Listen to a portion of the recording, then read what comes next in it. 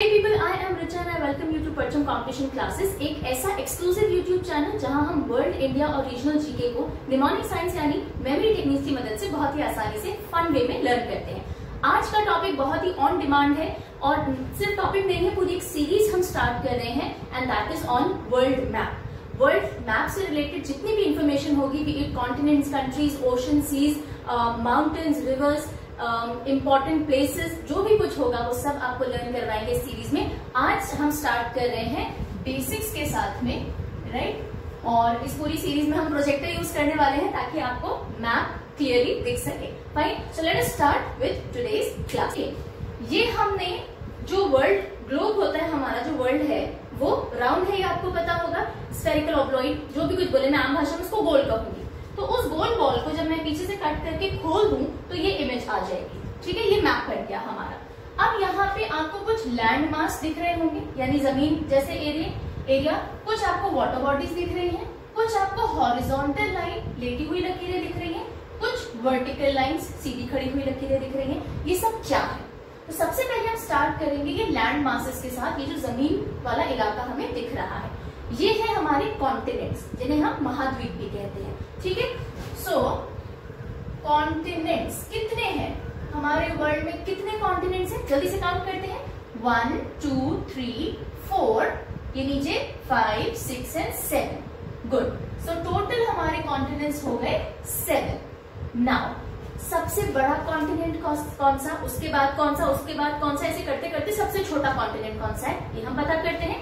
यानी हम पहले देख रहे हैं एरिया वाइज कौन सा कॉन्टिनेंट सबसे बड़ा और उससे छोटा है। सो नंबर 1 पे आता है एशिया, ठीक है। एशिया महाद्वीप इज नंबर 1। अब देखिए इसके बिल्कुल पास में ये आपको दिख रहा है अफ्रीका। सो एरिया में सेकंड नंबर पे जो कॉन्टिनेंट है वो है अफ्रीका।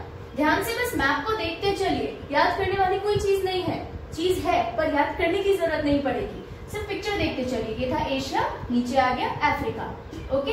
अब यहाँ आ जाइए, तीसरे नंबर पे है नॉर्थ अमेरिका, ओके, यानी उत्तरी अमेरिका। फिर उससे नीचे आ जाइए, फोर्थ पे है साउथ अमेरिका यानी दक्षिणी अमेरिका। सो 1 2 3 4। अब और नीचे आ जाइए, यहाँ पे आपको दिख रहा है एंटार्क्टिका, ठीक है, जो पूरा बर्फ से ढका हुआ है। 5 करने के बाद अब देखिए एक आपके पास बचा यूरोप और एक बचा ऑस्ट्रेलिया।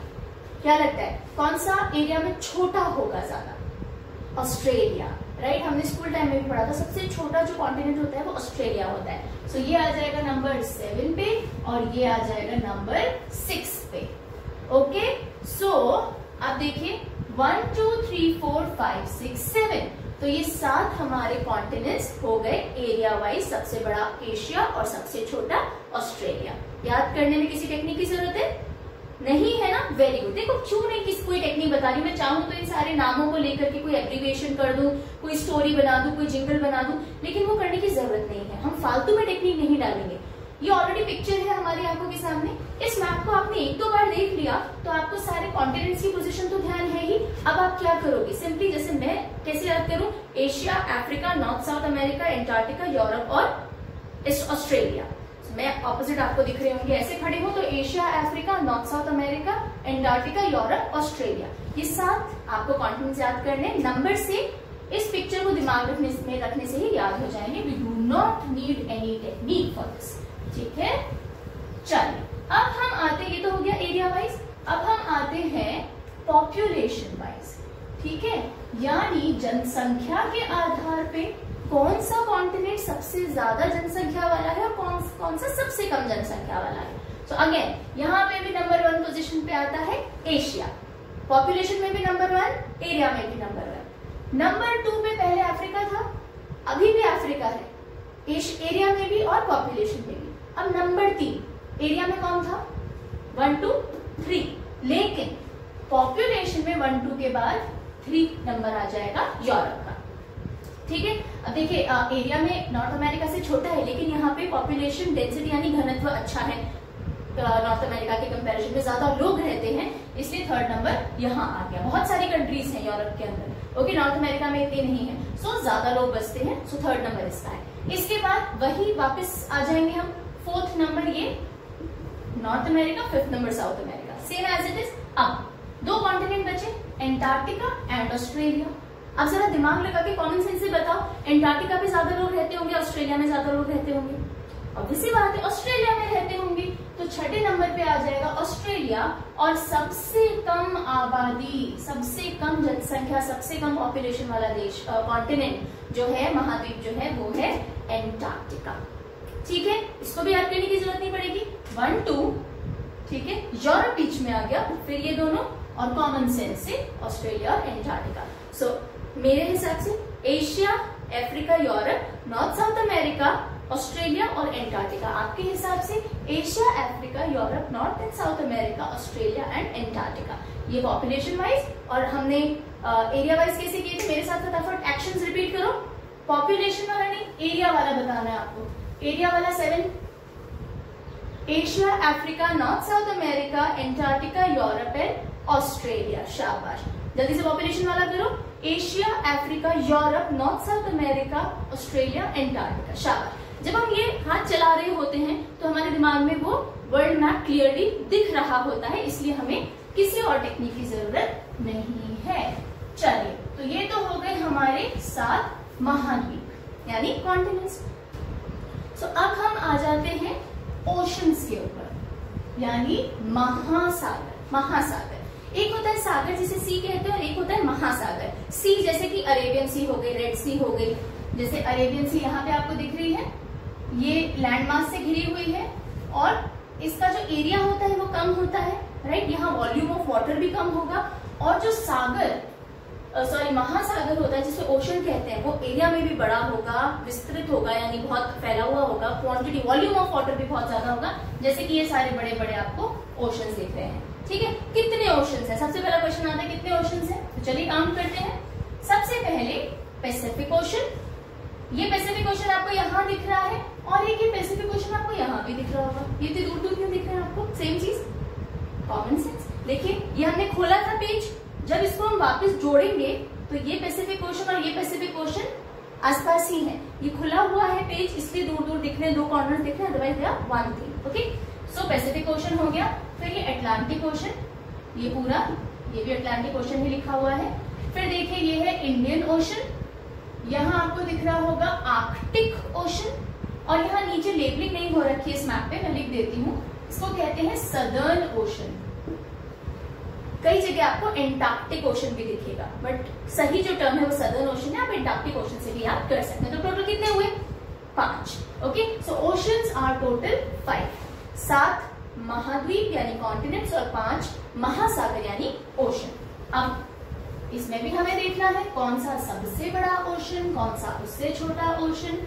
तो सबसे बड़ा ओशन, अब जब मैं बात करती हूँ सबसे बड़ा, तो कौन कौन से पैरामीटर्स यानी पैमाने उसके अंदर आ जाते हैं। सबसे बड़ा जब मैं बोलती हूँ तो मैं एरिया की भी बात कर रही हूँ, कितने किलोमीटर, स्क्वायर किलोमीटर दायरे में फैला हुआ है। जब मैं बड़े की बात करती हूँ तो मैं वॉल्यूम की भी बात करती हूँ, यानी उसमें कितना पानी है। ठीक है, और जब मैं बड़े की बात करती हूँ तो मैं डेप्थ की भी बात करती हूँ, कितना गहरा है। फाइन। और 4th पैरामीटर जो मैं आपको बताऊंगी वो होगा कोस्टल लाइन, यानी कि तटीय रेखा, है ना। कौन से महासागर की तटीय रेखा सबसे बड़ी, यानी कौन से ओशन की कोस्टल लाइन सबसे बड़ी है। तो अभी इसको एक बार हम छोड़ देते हैं क्योंकि इसमें थोड़ा सीक्वेंस चेंज होगा। इसके अलावा एरिया, वॉल्यूम और डेप्थ, यानी कितना फैलाव है, कितना पानी है और कितनी गहराई है, इसके आधार पे सबसे बड़ा जो ओशन है वो है हमारा पैसिफिक ओशन यानी प्रशांत महासागर। ओके, प्रशांत महासागर या पैसिफिक ओशन, ये हो गया हमारा नंबर 1। चलिए, ये नंबर 1। नंबर 2 पे आता है हमारा अटलांटिक ओशन। ठीक है, अटलांटिक महासागर, ये आपको पूरा ये एस शेप में यहाँ दिख रहा होगा, है ना। चलिए, 3rd नंबर पे आता है हमारा इंडियन ओशन। फाइन, हिंद महासागर जिसे हम कहते हैं। तो अभी तक याद करने की जरूरत ही नहीं, लेफ्ट हैंड से स्टार्ट हो जाओ, पैसिफिक, अटलांटिक, इंडियन। ठीक है, अब 4th नंबर पे 2 ओशन बचे, एक बचा आर्कटिक ओशन, दूसरा बचा सदर्न ओशन। तो 4th नंबर पे आता है हमारा सदर्न ओशन, यानी जिसे आप एंटार्क्टिक के नाम से, एंटार्क्टिक ओशन के नाम से भी कई जगह पढ़ोगे। और 5वें नंबर पे आता है हमारा आर्कटिक ओशन। ठीक है, 1 2 3 4 5 ऐसे याद करेंगे, अभी पिक्चर सामने है क्योंकि 1 2 3 4 5 ये तीन पैमाने पे सेम सीक्वेंस रहेगा, एरिया, वॉल्यूम और डेप्थ। अब आप पूछोगे मैम वो आपने जो एक मिटा दिया कोस्टल लाइन, उसमें क्या सीक्वेंस होगा?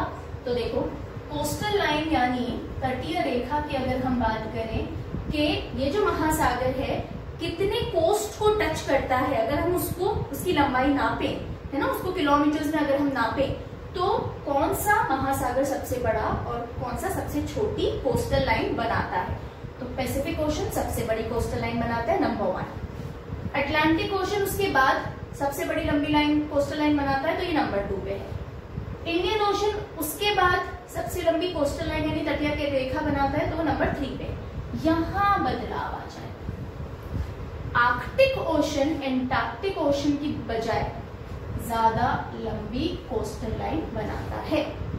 ठीक है, क्योंकि देखिए ये इधर नॉर्थ अमेरिका के ऊपर आ जाएगा, इस साइड ऊपर आ जाएगा, सो ये टॉप में बहुत सारे ऐसे कंट्रीज हैं जिनके साथ ये कोस्टल लाइन बनाता चलता है। कौन कौन सी कंट्रीज एंड ऑल, जब मैं कंट्रीज आपको पढ़ाऊंगी वो सारी जानकारी हम तब हासिल करेंगे। ओके, और 5th नंबर पे हमारा आ जाएगा सदर्न ओशन, जिसे हम एंटार्क्टिक ओशन भी कहते हैं। तो बस ये एक फेरबदल है, आर्कटिक 4th पे और एंटार्क्टिक 5th पे। किस केस में? कोस्टल लाइन यानी तटीय रेखा किसकी ज्यादा लंबी है उस केस में। फाइन, सो यहाँ तक हमारे ओशंस भी क्लियर हो गए, कुछ भी रटने वाली बात नहीं है, किसी शॉर्ट ट्रिक की जरूरत नहीं है इसमें। ऑलराइट, तो अब ओशन के बाद हम आते हैं 3 टर्म्स पे, लैटिट्यूड, लॉन्जिट्यूड और हेमिस्फेयर्स। ये क्या है भाई? ठीक है, तो अब देखिए आपको इस मैप पे कुछ लाइंस दिख रही हैं, कुछ आड़ी लाइन, कुछ सीधी लाइन। सो इन आड़ी लाइंस में सबसे सेंटर में देखिए आपको एक लाइन दिख रही होगी, ये है इक्वेटर। क्या है ये? इक्वेटर। हिंदी में हम इसे कहते हैं भूमध्य रेखा। राइट, इसे हम मान के चलते हैं 0 डिग्री रेफरेंस। क्या ये असली में कोई लाइन है? बिल्कुल नहीं है। ये इनफैक्ट कोई भी लाइन जो आपको यहाँ दिख रही है ये असली में नहीं है, ये सब इमेजिनरी यानी काल्पनिक लाइंस होती हैं। हमने मैप की रीडिंग के लिए उनकी जो लोकेशन है उनको मार्क करने के लिए इन लाइंस का हम सहारा लेते हैं। अगर ये लाइंस नहीं हो तो हम लोकेशन फाइंड आउट नहीं कर पाएंगे, कौन सा कंट्री, कौन सा शहर, कौन सा सिटी कहाँ पर है। जो हमारा जीपीएस वगैरह काम करता है, आप जब मैप्स देखते हो वो सारी लोकेशन जो बताते हैं, आपके घर तक का जो पता बता देते हैं जब आप कैब्स वगैरह में जाते हो, तो वो सब इन लाइंस के थ्रू ही काम करते हैं, जिनको हम कहते हैं लैटिट्यूड और लॉन्जिट्यूडनल लाइंस। ठीक है, सो ये हमारी 0 डिग्री रेफरेंस इक्वेटोरियल लाइन है, जिसे हम भूमध्य रेखा कहते हैं। इसको रेफरेंस लेते हुए यानी इसको बेस बनाते हुए इसी से पैरेलल पैरेलल पैरेलल पैरेलल हम जब लाइंस बनाते चलते हैं, उन लाइंस को हम कहते हैं लैटिट्यूड। क्या कहते हैं? लैटिट्यूड। ओके, ये सब एक दूसरे से पैरेलल होती हैं, कहीं भी आपस में काटती नहीं है एक दूसरे को। फाइन, ऊपर भी होती है, नीचे भी होती है। और ये जो इक्वेटर है ये धरती को यानी वर्ल्ड को 2 इक्वल हिस्सों में बांटता है। ऊपर वाले हिस्से को हम कहते हैं नॉर्दर्न हेमिस्फीयर, नीचे वाले को हम कहते हैं सदर्न हेमिस्फीयर। ठीक है, अब आपको 4 इंपॉर्टेंट लैटिट्यूड्स के बारे में पता होना चाहिए। सबसे पहला है 23.5 डिग्री नॉर्थ पे पड़ने वाला।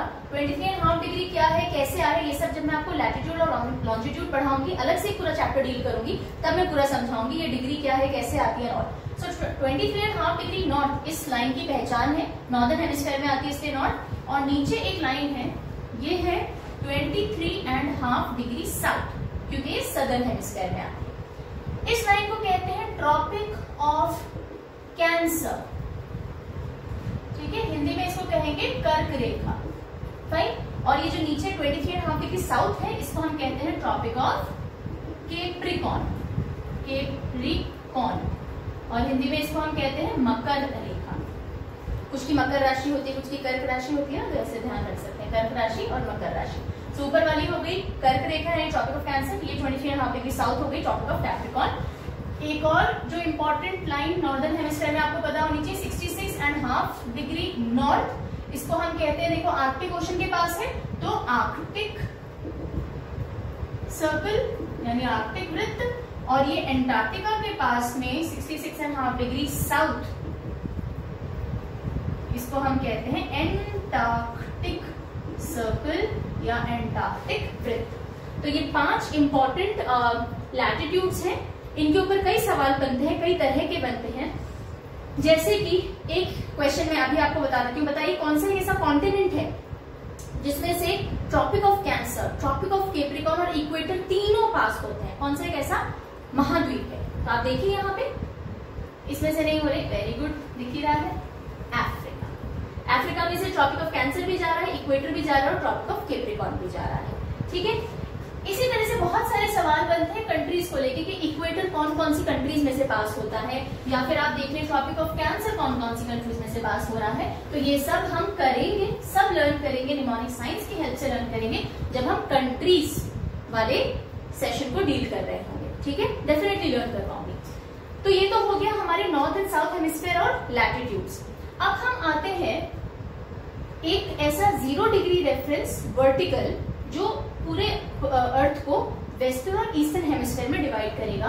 तो ये हमारा नॉर्थ पोल, ये हमारा साउथ पोल, उत्तरी ध्रुव और दक्षिणी ध्रुव। इन दोनों को जोड़ती हुई इमेजिनरी यानी काल्पनिक एक लाइन जिसको हम 0 डिग्री रेफरेंस लेते हैं, और इसी को रेफरेंस लेते हुए हम बाकी की सारी लाइनें बनाते हैं लॉन्जिट्यूड की। इस लाइन को कहते हैं हम प्राइम मेरिडियन। क्या कहते हैं? Prime meridian. ठीक है, तो ये प्राइम मेरिडियन हमारा 0 डिग्री रेफरेंस है लॉन्जिट्यूड लाइंस के लिए। इसी के आसपास फिर ये देखिए आपको लाइंस दिख रही हैं। अच्छा, ये जो लॉन्जिट्यूड वाली लाइंस हैं आपस में पैरेलल नहीं होंगी, फाइन। ये इनकी मैक्सिमम डिस्टेंस इक्वेटर पे होगा, और जैसे जैसे ये पोल्स की तरफ जाएगी इनकी लंबाई कम होती जाएगी, दूरी कम होती जाएगी। ऐसा क्यों होता है, कितनी दूरी होती है, ये सब हम लैटिट्यूड और लॉन्जिट्यूड चैप्टर में आपको डेफिनेटली याद करवाएंगे। तो प्राइम मेरिडियन समझ में आ गया। अब इस प्राइम मेरिडियन ने अर्थ को 2 हिस्सों में बांटा। ये वाला हिस्सा हो गया आपका वेस्टर्न हेमिस्फीयर, ये वाला आपका हो गया ईस्टर्न हेमिस्फीयर, राइट। तो ये वेस्टर्न वर्ल्ड कॉन्टिनेंट्स, ये eastern world, western world countries बोलते हैं, ईस्टर्न वर्ल्ड कंट्रीज बोलते हैं। जैसे एशिया आप देखो पूरा कहाँ आ रहा है, ईस्टर्न हेमिस्फीयर में आ रहा है। अगर आप अमेरिका की बात करो तो वेस्टर्न हेमिस्फीयर में आ रहा है। ठीक है, तो यहाँ तक क्लियर हो गया लैटिट्यूड क्या होता है, लॉन्जिट्यूड क्या होता है, हेमिस्फीयर्स क्या होते हैं। उससे पहले आपने कॉन्टिनेंट देख लिए और सागर देख लिए। अच्छा, अब एक और चीज समझो, यहीं पे फटाफट से, इस मैप में तो नहीं लिखा हुआ, कुछ मैप में आपको ये देखने को मिल जाएगा, ये जो पैसिफिक ओशन लिखा हुआ है इसमें आपको लिखा हुआ मिल जाएगा सदर्न पैसिफिक ओशन, और यहाँ आपको लिखा हुआ मिल जाएगा नदर्न पैसिफिक ओशन। तो अगर आपको हेमिस्फीयर नहीं पता होंगे तो आप कंफ्यूज होगी, क्या ये 2 अलग तरह के पैसिफिक ओशन है? नहीं, मैंने आपको बताया था इस पेज को ज्वाइन कर लो तो ये पैसिफिक ओशन पास पास आ जाएंगे।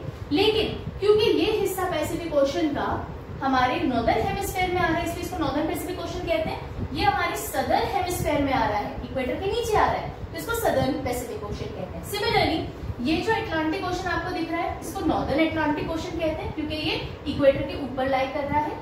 इसको सदर्न अटलांटिक ओशन कहते हैं क्योंकि इक्वेटर के नीचे लाई कर रहा है। तो नॉर्दर्न और सदर्न अटलांटिक और पैसिफिक ओशन में हमें कंफ्यूज नहीं होना है। अच्छा देखो, मजे की बात तो क्या है कि पूरी जो ग्लोब है ना, जो अर्थ है, उसमें वाटर बॉडीज है, सब एक ही वाटर बॉडी है। नाम हमने दिए हैं आइडेंटिफिकेशन के लिए, उसमें कहीं नहीं ऐसा डिफाइन नहीं है कि ये पैसिफिक है ये अटलांटिक है, पर हमने हमारी पढ़ाई के हिसाब से इन सारे कॉन्टिनेंट्स को भी नाम दे दिया, ओशंस को भी नाम दे दिया, लाइनें भी बना दी, ताकि हम हमारी पृथ्वी को, हमारे ग्लोब को, हमारे मैप को ढंग से समझ पाए। मैप बनेगा ही तब जब आप कुछ ना कुछ नाम दोगे। ठीक है, तो यहाँ तक की कहानी क्लियर है, फाइन। अब आपको एक ऐसी चीज बताते हैं कि लैटिट्यूड और लॉन्जिट्यूड यानी कि जो ये इक्वेटर है और ये प्राइम मेरिडियन है, ये आपस में जहां मिलते हैं वो जगह कौन सी है भाई? बहुत इंटरेस्टिंग है, इस पे क्वेश्चन भी बन जाता है कई बार। तो जल्दी से आपको स्लाइड चेंज करके दिखाती हूँ। तो चलिए, कहाँ मिलते हैं इक्वेटर और प्राइम मेरिडियन? तो ये जो आपको लैंडमार्क दिख रहा है ये है अफ्रीका। ठीक है, ये पूरा है अफ्रीका। ये आपको दिख रहे हैं उसके कुछ countries, Cote d'Ivoire, Ghana, Togo, Benin, Cameroon, Equatorial Guinea, Gabon. ये जब मैं आपको पूरा अफ्रीकन कॉन्टिनेंट करवाऊंगी तो सारे कंट्रीज लर्न करवाऊंगी, तब हम लर्न करेंगे। अब देखिए, ये है पूरा, ये कौन सा महासागर या कौन सा ओशन चल रहा है? ये चल रहा है अटलांटिक ओशन। ओके, इसी अटलांटिक ओशन में, अब देखो आपको मैप याद है ना, अफ्रीका था, अफ्रीका एस शेप पूरा ओशन चल रहा था अटलांटिक। अटलांटिक ओशन में ये पूरा एरिया पड़ता है गल्फ ऑफ गिनी। क्या है ये? गल्फ ऑफ गिनी। इस गल्फ ऑफ गिनी में ये पॉइंट है जहां आकर के हमारा इक्वेटर और प्राइम मेरिडियन इंटरसेक्ट करते हैं। फाइन। सो अगर आपको कभी पूछा जाए तो आपको बताना है gulf of Guinea near Africa in Atlantic ocean. ठीक है, अब देखो ना, जहां ये मिल रहे हैं, गिन्नी जैसा गोल गोल बन गया। गिन्नी समझते हैं, अशरफी, राइट? तो गिन्नी जैसा गोल गोल पॉइंट बन गया, और यहाँ जो भी पहुंचेगा उसके तो बिल्कुल वारे नारे हो जाएंगे, वाह मैं बिल्कुल इक्वेटर और प्राइम मेरिडियन के बीच में खड़ा हूँ। ऐसी फीलिंग आएगी जैसे बहुत करोड़पति बन गए हो, है ना? एक्साइटमेंट चरम पे होगा। सो गिनी से गल्फ ऑफ गिनी आपको याद रखना है। ठीक है, गल्फ ऑफ गिनी। ऑलराइट, अब देखिए, अब मैं आपको कुछ ऐसे पॉपुलर रीजन्स के बारे में बताऊंगी जो टर्मिनोलॉजी जब आप वर्ल्ड के बारे में पढ़ते हो तो आपके सामने अक्सर आ जाती है, राइट? वो कोई कॉन्टिनेंट नहीं है, लेकिन वो ऐसे रीजन्स हैं, कुछ ऐसी टेरिटरीज हैं जो जिनके बारे में आपको पता होना चाहिए। ये क्या है? ये कहलाता है यूरेशिया। ठीक है, क्या कहलाता है ये? यूरेशिया। क्या है ये? देखिए, आपको दिख रहा होगा, ये एशिया है हमारा। ओके, यहाँ तक ये रीजन आपको दिख रहा होगा यूरोप का। यूरोप और एशिया क्योंकि सेम टेक्टोनिक प्लेट पे पड़ते हैं, इकट्ठे आपको दिख रहे हैं, बीच में कोई डिफरेंस नहीं है, कोई वाटर बॉडी ऐसा घुसी हुई नहीं है बीच में दोनों के, लेकिन इनको डिफरेंशिएट कौन करती है? Ural mountains. ये जब हम कॉन्टिनेंट पढ़ेंगे एक एक, वहां मैं आपको बताऊंगी। यहाँ पे यूराल माउंटेन्स हैं जो कि एशिया और यूरोप को अलग करती हैं, और कैस्पियन सी भी आती है ना? कैस्पियन सी और यूराल माउंटेन्स एशिया और यूरोप को, मैंने अफ्रीका तो नहीं बोल दिया, एशिया और यूरोप को अलग करती है Ural mountain, Caspian sea. So you see, ये इन दोनों को अलग करती है। अब वो तो हो गई एशिया और यूरोप की बात। यूरेशिया क्या है? यूरोप और एशिया को जब हम साथ में ले लेते हैं, यूरोप प्लस एशिया, तो ये मिलके बन जाते हैं यूरेशिया। क्या ये कोई कॉन्टिनेंट है? नहीं, ये कोई कॉन्टिनेंट नहीं है। क्या ये कोई पॉलिटिकल रीजन है? पॉलिटिकल भी नहीं है। ये सिर्फ एक टर्मिनोलॉजी है, एक ऐसा रीजन है जो कहीं पढ़ते पढ़ते आपको कहीं दिख जाए कि यूरेशिया आपने कहीं पढ़ा और आप कंफ्यूज ना हो जाए, मैम यूरेशिया क्या है, आपने तो बताया नहीं था, इसलिए मैं बता रही हूँ। एशिया और यूरोप को इकट्ठे मिला करके यूरेशिया नाम दे दिया जाता है। ठीक है, so the next region is Oceania. Oceania, fine. ये क्या है? आपको दिख रहा होगा मैम, ये तो ऑस्ट्रेलिया है। नहीं, ऑस्ट्रेलिया तो ये हो गया, right? Australia country, Australia continent, ये भी इंक्लूड कर देते तो ऑस्ट्रेलिया कॉन्टिनेंट बन जाता है। अब जो आसपास के आपको आइलैंड्स दिख रहे हैं, ये छोटे छोटे छोटे छोटे छोटे छोटे बहुत सारे आइलैंड्स हैं। ऑस्ट्रेलिया और नियर बाय आइलैंड्स को जब हम मिला देते हैं तो इसको एक रीजन का नाम दिया जाता है जो कहलाता है ओशियानिया। ओके, अब इसमें ऑस्ट्रेलेशिया आ जाएगा, राइट? इसके अंदर मेलेनेशिया वाला रीजन आ जाएगा, इसके अंदर माइक्रोनेशिया वाला रीजन आ जाएगा, पॉलिनेशिया वाला रीजन आ जाएगा। ये सारी टर्म्स क्या है? मैं क्या क्या बोल रही? ऑस्ट्रेलेशिया, मेलेनेशिया, माइक्रोनेशिया, पॉलिनेशिया, ये सब क्या है? अभी टेंशन मत लो, जब मैं ऑस्ट्रेलिया पढ़ाऊंगी कॉन्टिनेंट तब इसके बारे में बताऊंगी। अभी सिर्फ इतना समझ लीजिए, ऑस्ट्रेलिया के आसपास जितने भी छोटे छोटे आइलैंड समूह हैं, यानी आइलैंड ग्रुप्स हैं, उन सबको मिला करके इस कंप्लीट रीजन को कहा जाता है ओशियानिया। हमने कर लिया है बेसिक ऑफ वर्ल्ड मैप, जिसमें हमने सारे continent, ocean, latitude, longitude, hemisphere और कुछ रीजन जो कि पॉपुलरली कहीं ना कहीं आपको पढ़ने में आ जाते हैं, उनके बारे में जाना। अब हम एक एक टॉपिक को लेंगे और डिटेल में आगे कवर करने की कोशिश करेंगे। इस पूरी वर्ल्ड सीरीज के साथ जुड़े रहिएगा अगर आपको मैप के ऊपर मास्टरी करनी है। तब तक के लिए take care, bye bye, have a stress free day.